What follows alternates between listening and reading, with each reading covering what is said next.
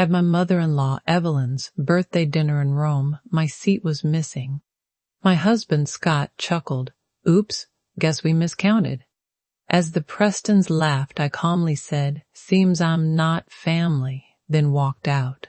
30 minutes later, they found I'd canceled the whole event, venue, food, everything. Their faces went ghostly white. Seems I'm not family, I said, voice steady, despite an earthquake inside. The words hung in that posh Rome restaurant as 12 pairs of eyes stared back, showing shock or hidden satisfaction. My husband Scott's chuckle, oops, guess we miscounted, still echoed as I turned from the table with no chair. Humiliation burned as I left the restaurant, but no tears fell. Instead, an eerie calm took over as I pulled out my phone and opened my career-building event app. I had 30 minutes before they'd know what I was doing, which was plenty. Before we start, I want to thank you all for being part of this journey. Sometimes the most powerful moments are when we finally know our worth. If you felt like an outsider, this story might resonate. Before we see Ava's journey from Boston's top event planner to a woman reclaiming dignity in Rome, subscribe to join our community appreciating self-discovery stories. Now let's go behind the curtain of a marriage built on appearances. My name is Ava Hayes Preston. 5 years ago, I was just Ava Hayes, founder of Prime Events, Boston's top event company. I'd built my business from scratch after business school. Every gala, every corporate event, every Boston society wedding had my invisible mark. My reputation for discretion, detail, and doing the impossible made me the top planner for the city's elite. That's how I met Scott Preston at the charity gala I organized for Boston Metro Hospital. Tall, with perfect dark hair and a crinkling smile, Scott had the easy confidence of someone who'd never worried money. He was charming like guys born privileged, but his interest in my work felt real. So you're the wizard behind all this? He'd asked, gesturing to the Grand Plaza ballroom. My mom's been trying to figure out who to hire for her charity next month. I think I just found her answer. One job led to another, and soon I was planning events for the Prestons regularly. The Prestons were Boston aristocracy, with old money from shipping and railroads. They had that kind of wealth that didn't need showing off. It showed in the subtle quality of their things and how easily they handled their world. Our romance began 6 months after I started working for his family. Scott pursued me with the same determination he used at the family's investment firm. Of course, there were warning signs. His mom, Evelyn, looked at me with disapproval when Scott introduced me as more than his planner. Casual comments about my humble start. The surprise in voices when they found I was dating a Preston. You've done well, Evelyn had said at our first dinner as a couple, her smile not reaching her eyes. Self-made success is so American. I ignored these signs because I was falling for Scott. He seemed different from his family, more open, caring less about lineage. When he proposed 11 months after our first date, I said yes, despite a nagging feeling I was entering a world that wouldn't accept me. The wedding was, naturally, the season's social event. I planned most of it myself, unable to trust another planner with my wedding. Evelyn had opinions on everything. The venue wasn't traditional, the menu too wild, the guest list missed key names. I compromised where I could, stood firm where it mattered. Scott played peacemaker, but I noticed he rarely directly contradicted his mom. After the wedding, the undermining got more systematic. Even using my company, the Prestons questioned my decisions, changed plans last minute, and took credit for my ideas. My opinions were asked for, then dismissed. My event planning background was treated like a charming hobby, not a business. Ava has such a good eye for these things, Evelyn would say to friends, patting my hand condescendingly. It's almost like having a personal planner in the family. Scott never defended me. He'd shrug and say, "That's just how his mom is. Don't take it personally." But it was personal, and it worsened over years. Planning Evelyn's 70th birthday in Rome should have been my crowning achievement. A week-long celebration in the Eternal City, ending with dinner at a Michelin-starred restaurant overlooking the Colosseum. I dove into creating the perfect event using every industry contact I had. It was during this planning I found the first cracks in the Preston facade. Venue deposits were delayed.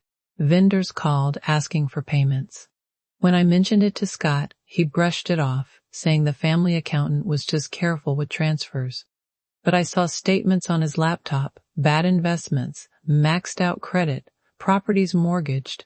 The Preston fortune was shrinking fast. Still, I kept planning, using my company's credit to secure deposits when needed. I told myself it was temporary, that Scott would explain everything after the celebration. Then came the morning of our flight to Rome. Scott was showering when his phone pinged with a message. I never checked his phone. I'd always respected his privacy, but something made me look. The message preview from Veronica was clear. Can't wait to see you in Rome. Have you told her yet? My fingers moved on their own, opening the thread with Veronica Hayes, Scott's college girlfriend, the woman his parents adored, the one they expected him to marry. Messages went back months. Plans were made, a future discussed. And yes, a baby, their baby, due in 4 months. I took screenshots, forwarded them to myself, then deleted the evidence from his phone. I packed my bags, put on a smile, and boarded the flight to Rome with my husband and his family. Standing outside that Rome restaurant, I made my choice. I wouldn't confront Scott before dinner. I'd let things unfold, and I'd be ready when they did. Our flight landed at Rome airport as the golden Italian sunset painted the city. I'd arranged private transport for the entire Preston entourage, Scott's parents, Evelyn and Robert, his sister Mia with her husband Gavin, his brother Tyler with his wife Chloe, and 2 sets of aunts and uncles. The sleek black Mercedes vans waiting should have impressed them. Instead, Evelyn's first words off the plane were, "I thought I'd specified the hotel cars, Ava. These seem generic." I bit my tongue as I had countless times. The hotel had a schedule issue. These are actually from Lux Transport. They service most Rome diplomats. My explanation was ignored as she discussed something with Robert, heads together, always excluding me. The Hotel Royale welcomed us with the 5-star treatment I'd meticulously arranged. Champagne flowed in the lounge while bellhops whisked our luggage away. I'd spent months securing perfect rooms, choosing suites with best views, arranging welcome baskets, and planning personalized schedules for each family member. Evelyn barely glanced at her itinerary before setting it aside. "We'll just play it by ear," she said, waving off weeks of careful planning. "The family knows Rome well." Our suite was magnificent. A terrace overlooking the Spanish Steps, fresh flowers, and Scott's favorite Brunello. The moment we entered, Scott's phone buzzed and he stepped onto the terrace, speaking low. "Work?" I asked when he returned. "Just some investment issues," he replied, avoiding my eyes. "Let's get ready for dinner." The welcome dinner I'd planned at a charming trattoria in the Trastevere district became the first clear sign of my exclusion. Somehow, the seating shifted just before we arrived, and I was at the far end of the table, separated from Scott by his cousin and aunt. Throughout the meal, inside jokes and stories of past family trips to Italy, which I'd missed, flew across the table. When I tried to join the talk about the week's plans, Mia interrupted. "Oh, Ava, we've decided to do some family shopping tomorrow instead of the Vatican visit." "Family shopping?" I asked. "You know," Evelyn smoothly interjected, "just a tradition we have. You'd be bored, dear. Why don't you use the time to check on birthday plans? That's your expertise, after all." The pattern kept going for the next few days. I'd wake to find Scott gone, a note about meeting his dad for breakfast. The family would disappear for hours on impromptu trips everyone knew about but me. Whispered talks in the hotel lobby stopped when I got near. Dinner reservations mysteriously changed for old friends in Rome. They looked at me with curiosity, like assessing how I'd handle what was coming. On the third morning, opportunity came when Scott rushed to meet his brother, leaving his briefcase unlocked. The documents inside confirmed my worst fears, draft separation papers, prepared by the Preston family attorney, dated 2 months earlier. A proposed settlement offering a pittance compared to what I was due. And most damning, a script outlining how Scott would announce our divorce at his mother's birthday dinner as a mutual decision. My hands trembled as I photographed each page. There it was, the perfect, stage-managed exit of the unsuitable wife, timed for maximum public impact, minimum embarrassment for the Prestons. Evelyn's birthday wasn't just a celebration. It was to be my funeral as a Preston. Instead of confronting Scott, I channeled my anger into methodical documentation. Each day, I made excuses to return to our suite alone, searching for more evidence. I found bank statements showing huge offshore withdrawals, emails discussing asset liquidation before public exposure, and a note from Evelyn to Scott. Once this unpleasantness with Ava is behind us, Veronica will be welcomed back properly. My professional mask stayed on as I oversaw the birthday preparations. I confirmed florals, met the restaurant manager, approved custom menu cards, all while collecting digital evidence of the Prestons' financial trouble. When asked why I seemed distracted, I blamed last-minute event details. Actually, I was building my arsenal. The morning of Evelyn's birthday dawned bright and clear. I woke early, slipping out of bed without disturbing Scott. The day's schedule was packed, a private morning tour of the city gallery, lunch at a vineyard, then back to the hotel for the grand dinner. As the planner, I needed to arrive early to make sure everything was perfect. I was in the hotel's business center printing confirmations when I overheard Evelyn's voice from the concierge desk. The wall was thin, and her imperious tone carried clearly. "There will be 12 seats, not 13, she instructed someone. "I don't care what the original reservation says. The seating chart I sent is final." "Pamela, then?" "No, that won't be a problem. The arrangement has been discussed with my son. His wife won't be staying for dinner. A family matter, you understand. No need for questions when she leaves." My blood turned to ice as the pieces clicked.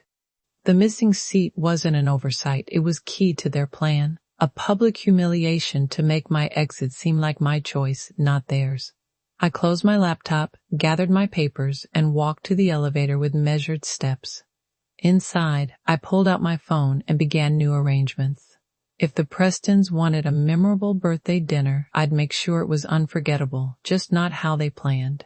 I arrived at Vista Restaurant an hour before others, like any good planner. The rooftop offered a breathtaking, panoramic view of the Colosseum bathed in sunset's amber glow.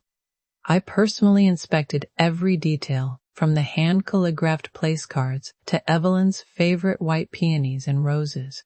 Champagne was chilling, the 7-course tasting menu confirmed, and the 3-tiered birthday cake was a masterpiece of Italian craftsmanship. "Is everything to your satisfaction, Signora Preston?" asked Marco, the maître. "Perfect," I replied, knowing it'd be the last event I'd planned for the Prestons. Despite everything, my professional pride demanded excellence. I returned to the hotel to change into the midnight blue designer gown I bought specifically for tonight. As I applied my makeup with steady hands, I studied my reflection.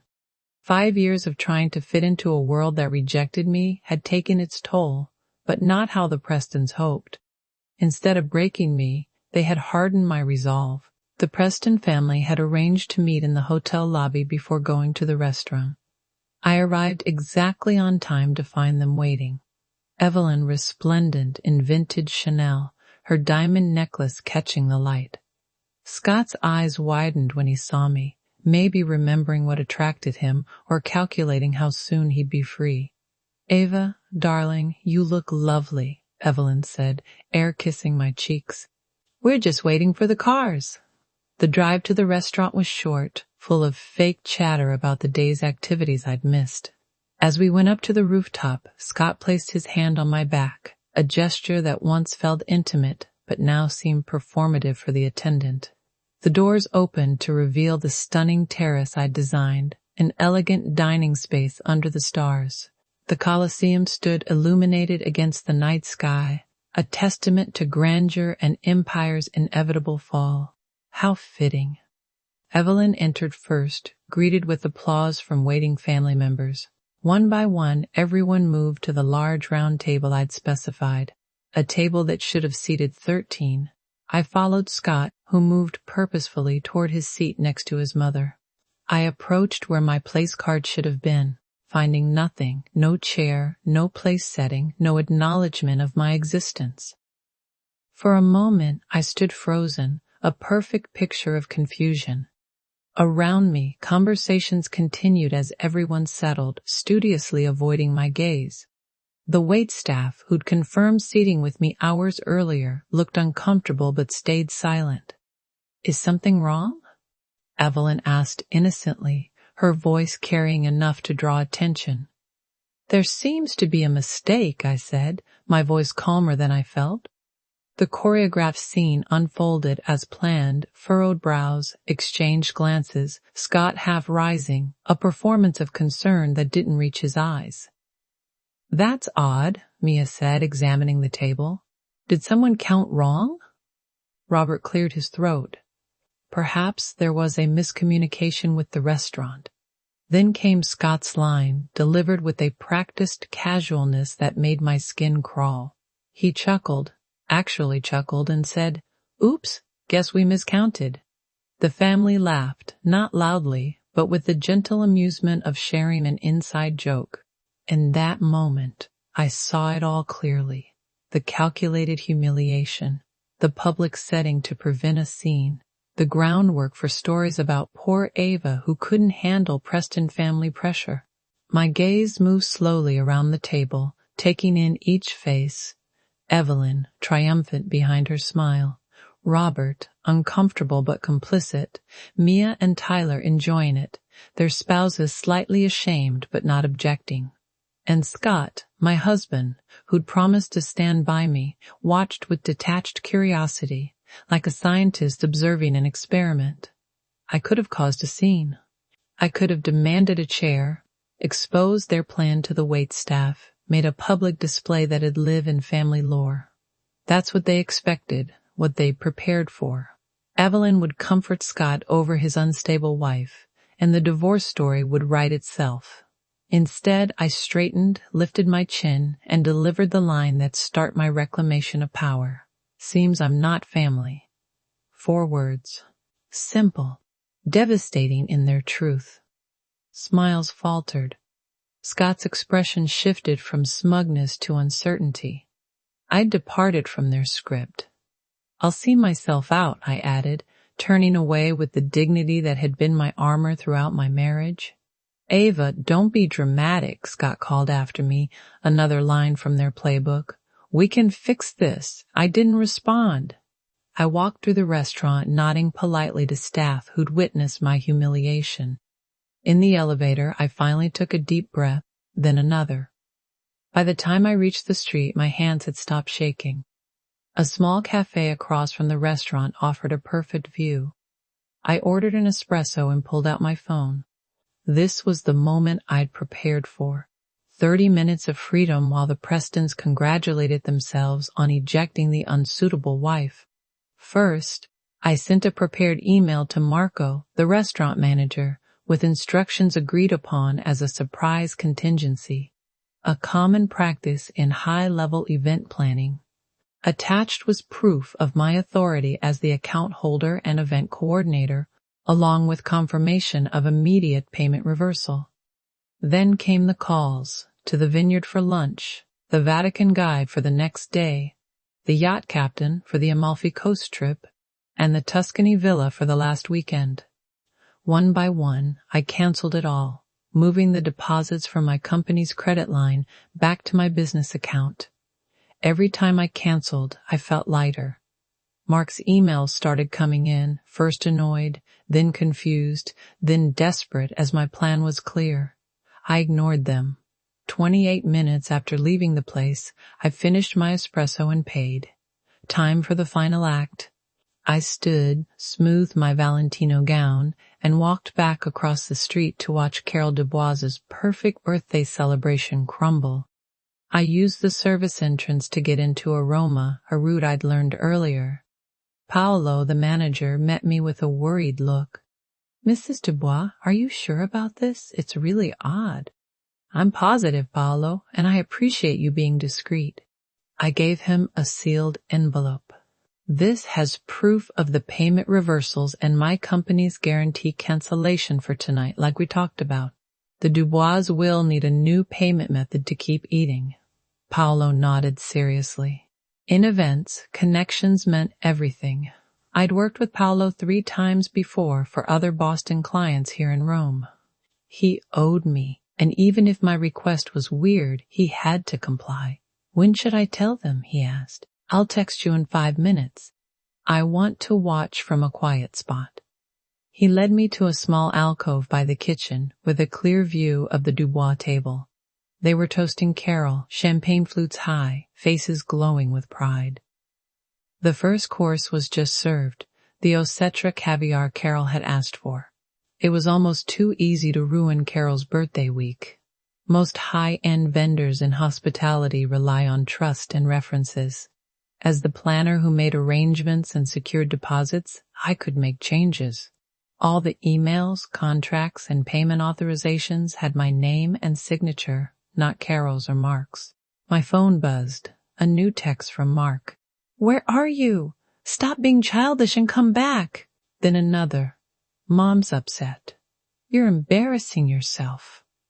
I didn't reply. Instead, I texted Isabella at Villa Borghese, where the family was supposed to stay in Tuscany. Isabella confirmed the cancellation and wished me well, saying my big tip would be refunded to my business account. My phone buzzed again, with Mark's messages coming fast now. "The hotel just called. They said our reservation for tomorrow's canceled." "What are you doing? This is insane. Call me now. This isn't funny. Fix it." I texted Paolo. "Go ahead." From my spot, I watched Paolo approach the table with 2 other staff. He leaned down to speak quietly to Bob, who sat opposite Carol. The family kept eating, not really noticing the interruption at first. Bob's expression changed, from polite interest to confusion, then alarm. He pulled out his wallet, talking more to Paolo. Paolo shook his head, showing Bob something on a tablet. Everyone at the table had noticed the disruption by now. Carol set down her fork, her posture showing the first hints of tension.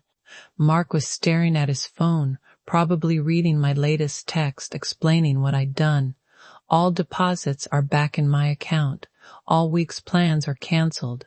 Your family's money problems are about to go public. Enjoy your caviar." The scene unfolded like a choreographed chaos. Bob stood, his face flushed with anger or embarrassment, maybe both. Carol's hand flew to her diamond necklace, clutching it for support. Linda was frantically whispering to her husband. Mike pulled out his phone, likely checking what was going on. And Mark? He sat frozen, his face drained of color. Unlike the others, he got the full picture. He knew what I'd found out about their money. He knew what happened if his mom's friends learned the Duboises couldn't pay for dinner, let alone their lavish life. My phone rang. Mark was calling now, not texting. I declined and watched him stand abruptly from the table, nearly knocking his chair over as he moved away to try again. "This time," I answered. "Anna," he hissed, his voice furious and panicked. "What the hell are you doing?" "Guess I'm not family," I calmly repeated. "So I'm not handling family parties. You need to fix this now. Do you get how humiliating this is for my mom, for all of us?" "That's exactly the idea, Mark. That was the point. Where are you?" His voice changed, desperation creeping in.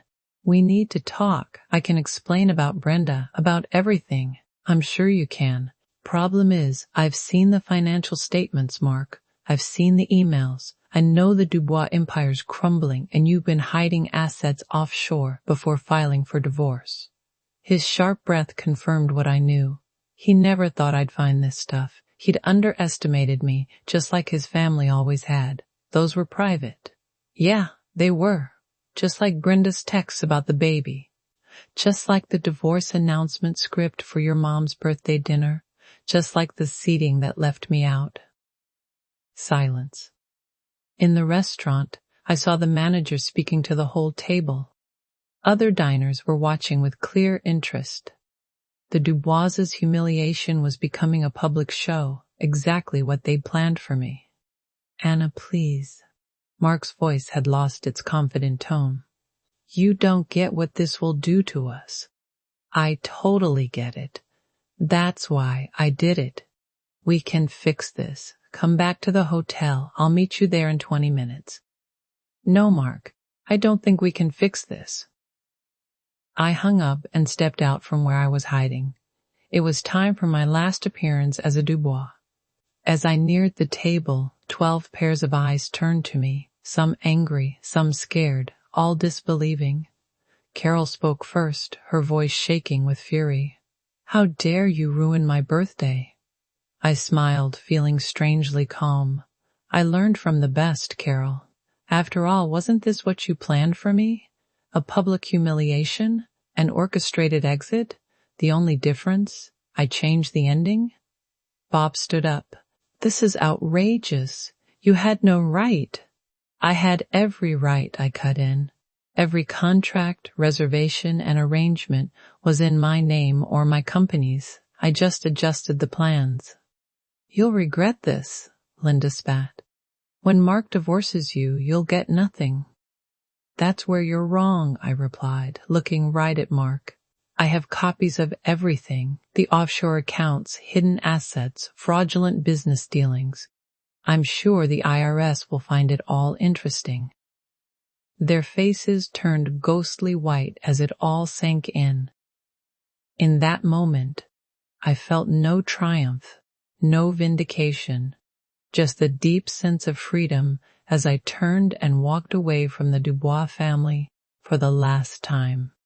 I left Italy the next morning, upgrading to first class on a direct flight to Boston, using points from planning the Dubois' prior vacations. I didn't miss the irony. Behind me, I left a family in crisis, their facade crumbling in real time. The concierge told me the Duboises paid for dinner with Carol's vintage Bulgari bracelet as collateral until a wire transfer. By morning, word spread that the well-known American family was having payment issues. The other vendors I hadn't canceled asked for upfront payments, not promises. My phone flooded with messages, some threatening, others pleading. I read them during my layover in London, sipping Earl Grey in the British Airways lounge. "Bob, this is actionable. Our lawyers will contact you." "Linda, you've made the biggest mistake of your life." "Mike, did you really think you could humiliate our family without consequences?" Carol's message was the most telling. "I always knew you were common. This vindictive display just proves what I've said from the start." But Mark's messages told the real story of a family in freefall. First, "You have no idea what you've done. My dad had a minor heart episode. Is that what you wanted?" Then, "The Prescotts and Whitmores saw it all. Do you know what this means for us?" Later, "The hotel wants payment for the whole week up front. They say all guarantees are canceled." And finally, "Please, Anna, I need to talk to you. It's about more than us now." I didn't reply to any of them. Instead, I sent the financial documents I'd collected to my lawyer, telling him to hold them securely until needed. If the Duboises sued, I'd be ready. When I got back to our Beacon Hill brownstone, I hired movers to pack my things. I took only what was mine: clothes, jewelry I'd bought, my first edition books, and art I got before we married. Everything else, like wedding gifts and joint purchases, I left behind. I wanted nothing to tie me to the Dubois' deceit. 2 days later, the Boston Globe published a small piece in their society section. Dubois Investment Group faces inquiry. The article mentioned financial issues and questions from investors. It wasn't front-page news, but it was enough to stir Boston's social circles. Mark showed up at my new apartment unannounced a week after I got back from Rome. He looked haggard. His polished privilege was replaced by true desperation. "You need to come home," he said as I opened the door. "This has gone far enough.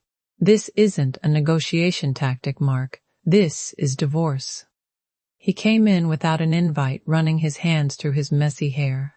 "The SEC is looking into Dad's accounts. 2 board members quit. Mom had to cancel her gala because 3 big donors pulled out." "That sounds like a Dubois family problem," I replied. "Not mine." "It's your problem if I go down," he countered. "We're still married. My debts are your debts." I smiled a little. "Not when I've got proof you purposely left me out of financial decisions and hid assets to defraud me in divorce. My lawyer says that's enough to protect me." His facade totally cracked. Mark sank onto my couch, head in his hands. "I never wanted this." "What did you want, Mark? To marry me for my event skills? Use me for your social calendar while you reconnected with Brenda? Discard me when I was useless?" "It wasn't like that at first," he said softly. "I did love you, but not enough to stand up to your family, not enough to be honest about your affair." I sat across from him, feeling strangely calm. "When's the baby due?" He snapped his head up. "How did you?" 4 months from texts I saw. Congrats." A heavy silence fell between us. Outside, rain tapped against my new apartment windows. Smaller than our brownstone, but it's all mine, paid for with money from a business I'd built without Dubois cash or connections. "I'll give you whatever you want," Mark finally said. "Just hand over those documents and sign an NDA. Name your price." That's when I realized the Duboises still didn't understand me. After 5 years, they still saw me as someone who could be bought, driven by their same material concerns. "I don't want your money, Mark. I want my freedom. I want the truth acknowledged." I stood up, showing our talk was over. "The documents stay with my lawyer unless you try to drag me down. Divorce terms are simple. I take mine, you take yours." "And Brenda? The baby?" His voice was barely heard. "That's between you and your conscience. I hope you'll be a better husband to her than you were to me." After he left, I stood by the window, watching the rain get heavier. The scandal slowly unfolded over weeks.